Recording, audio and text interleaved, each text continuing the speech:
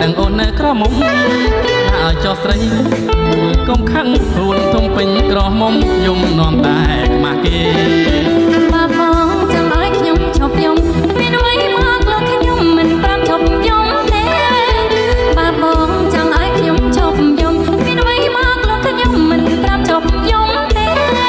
ហើយចោះស្រីដើម្បីលួងចិត្តស្នេហ៍ខ្លួនបងអូនយកទេចាអូនក្រោមហើយណាបង